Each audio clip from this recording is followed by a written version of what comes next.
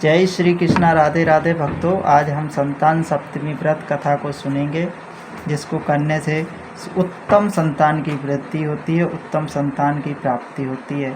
तो भक्तों, हम कथा को शुरू करते हैं। जय श्री कृष्णा। राधे राधे। एक समय की बात है, एक दिन महाराज युधिष्ठिर ने भगवान से कहा कि हे प्रभु, कोई ऐसा उत्तम व्रत बताइए जिसके प्रभाव से मनुष्यों के शारीरिक कलेश दूर होकर वे धनवान पुत्रवान हो सकें। यह सुन भगवान बोले कि हे राजन, तुमने बड़ा ही उत्तम प्रश्न किया है। मैं तुमको एक पौराणिक कथा सुनाता हूँ, ध्यानपूर्वक सुनो राजन। एक समय लोमस ऋषि मथुरापुरी में वासुदेव देवकी के घर गए थे। ऋषि को आया हुआ देखकर दोनों अति प्रसन्न हुए तथा उनको उत्तम आसन पर बिठाकर उनकी वंदना कर सत्कार किया। तब मुनि प्रसन्न हुए तथा उनको उत्तम आसन पर बिठाकर उनकी वंदना कर सत्कार किया। तब मुनि प्रसन्न होकर उनको कथा सुनाने लगे। कथा कहते कहते लोमस ऋषि बोले कि हे देवकी, दुष्ट दुराचारी पापी कंस ने तुम्हारे पुत्र मार डाले हैं, जिसके कारण तुम्हारा मन अत्यंत दुखी है।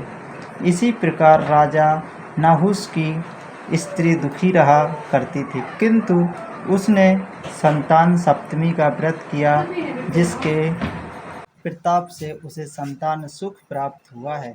यह सुनकर देवकी ने मुनि से कहा कि हे मुनिवर, कृपा करके चंद्रमुखी का संपूर्ण वृत्तांत व इस व्रत को सविस्तार से मुझे बताइए, जिससे मैं भी इस दुख से छुटकारा पाऊं। तब लोमस ऋषि ने कहा कि हे देवकी, अयोध्या के राजा नाहुस ने और उनकी पत्नी चंद्रमुखी ने अत्यंत सुंदर थीं। उसी नगर में एक विष्णुगुप्त नामक एक ब्राह्मण भी रहता था। उसकी स्त्री का नाम भद्रमुखी था और वह भी अत्यंत रूपवान स्त्री थी। रानी व ब्राह्मणी में अत्यंत प्रेम था। एक दिन वे दोनों सरयू नदी में स्नान करने गईं और वहां उसने देखा कि अन्य बहुत सी स्त्रियां सरयू नदी में स्नान करके निर्मल वस्त्र पहनकर एक मंडप में श्री शिव पार्वती की मूर्ति स्थापित कर उनकी पूजा कर रही थीं। रानी व ब्राह्मणी ने यह देखकर उन स्त्रियों से पूछा कि हे बहनों, तुम यहाँ किस देवता की पूजा कर रही हो, व्रत कर रही हो? यह सुन उन स्त्रियों ने कहा कि हम संतान सप्तमी का व्रत कर रहे हैं और हमने शिव पार्वती गणेश का पूजन अक्षत चंदन आदि 16 उपचार विधि से किया है। यह सुन रानी व ब्राह्मणी इस व्रत को करने का मन ही मन संकल्प करके घर वापस लौट आई। तब ब्राह्मणी भद्रमुखी तो इस व्रत को नियम पूर्वक करती रहीं, किंतु रानी चंद्रमुखी राजमत के कारण कभी इस व्रत को करती थी, कभी भूल जाती थी। कुछ समय बाद यह दोनों मर गईं। मरने के बाद दूसरे जन्म में रानी ने बंदरिया और ब्राह्मणी ने मुर्गी की योनि पाई, परंतु ब्राह्मणी मुर्गी की योनि में भी कुछ नहीं भूली और भगवान शिव पार्वती का ध्यान करती रही। इधर रानी बंदरिया की योनि में सब कुछ भूल गई थी। कुछ समय बाद इन दोनों ने यह देह भी त्याग दिया, उनकी इस योनि से भी मृत्यु हो गई। तब तीसरा जन्म मनुष्य योनि में पुनः हुआ और ब्राह्मणी ने तो एक ब्राह्मण के यहाँ कन्या का रूप जन्म लिया और उस ब्राह्मण कन्या का नाम भूषण देवी रखा गया तथा विवाह योग्य होने पर उसका विवाह अग्निभोज नामक ब्राह्मण से करा दिया गया। भूषण देवी के अति सुशील स्वभाव वाले 8 पुत्र पैदा हुए। यह सब शिवजी के व्रत का फल था। तभी दूसरी ओर शिवजी की पूजा से विमुख हुई निसंतान रानी दुखी रहने लगी। रानी व ब्राह्मणी में जो प्रेम पूर्व जन्म में था, वह अब भी बना हुआ था। रानी जब वृद्धावस्था को प्राप्त होने लगी, तब उसके गूंगा, बहरा और बुद्धिहीन और कम आयु का अल्प आयु वाला एक पुत्र हुआ तथा वह 9 वर्ष की आयु में ही संसार को छोड़कर चला गया। अब तो रानी पुत्र शोक में बहुत दुखी हो व्याकुल रहने लगी। देव योग से भूषण देवी ब्राह्मणी रानी के यहाँ अपने पुत्र को लेकर पहुंची। तब रानी ब्राह्मणी के इस वैभव एवं 8 पुत्रों को देखकर उससे ईर्ष्या करने लगी, द्वेष करने लगी। उस ब्राह्मणी ने रानी का दुख दूर करने के लिए अपने 8 पुत्र रानी के पास छोड़ दिए। तब रानी ने पाप के वश उन ब्राह्मण पुत्रों को लड्डू में जहर मिला दिया, परंतु भगवान शिव की कृपा से एक भी नहीं मरा। जब भूषण देवी भगवान शिव की पूजा सेवा से निवृत्त होकर वहां आई तो रानी ने उससे कहा, मैंने तेरे पुत्रों को मारने के लिए लड्डू में विष मिलाकर खिला दिया, परंतु इनमें से एक भी नहीं मरा। तूने ऐसा कौन सा दान पुण्य व्रत किया है जिसके कारण तेरे पुत्र भी नहीं मरे और तू नित्य नए नए सुख भोगों का उपभोग कर रही है? इसका भेद मुझे निष्कपट कह, मैं तेरी बड़ी ऋणी रहूंगी। रानी के ऐसा वचन वचन सुन ब्राह्मणी ने कहा कि हे रानी, मैं तुम्हारे 3 जन्म का हाल सुनाती हूँ, ध्यान पूर्वक सुनो। पहले जन्म में तुम राजा नाहुस की चंद्रमुखी नाम की पत्नी थी और मैं ब्राह्मणी थी।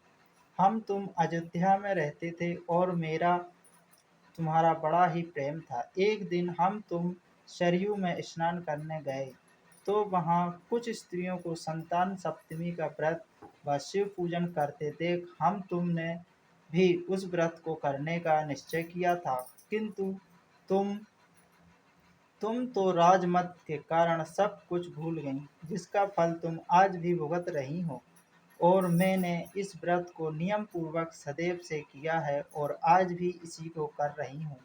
दूसरे जन्म में तुम्हें बंदरिया की और मुझे मुर्गी की योनि मिली थी। तब भी शिव की कृपा और व्रत के प्रभाव से मैं भगवान स्मरण को इस जन्म में भी ना भूली और व्रत को नियम पूर्वक करती रही, और तुम अपने इस संकल्प को इस जन्म में भी भूल गई। मैं समझती हूँ कि तुम्हारे ऊपर यह जो भारी संकट है उसका एकमात्र यही कारण है। इसीलिए मैं कहती हूँ कि आप अब भी इस संतान सप्तमी के व्रत को करिए, जिससे तुम्हारा यह कष्ट दूर हो जाएगा। लोमस ऋषि बोले कि हे देवकी, इतना सुन रानी ब्राह्मणी के चरणों में गिर पड़कर क्षमा याचना करने लगी और शिव पार्वती की अपार महिमा के गीत गाने लगी। उस दिन से रानी ने नियम पूर्वक संतान सप्तमी का व्रत किया। इसके प्रभाव से रानी संतान सुख भोग कर अंत में शिवलोक को गई। बोलो हर हर महादेव। हे देवकी, भगवान शिव के व्रत का ऐसा प्रभाव है कि पथ भ्रष्ट मनुष्य भी यदि अपने पथ पर अग्रसर हो जाता है और अंत में ऐश्वर्य मोक्ष को भोग भोग पाता है।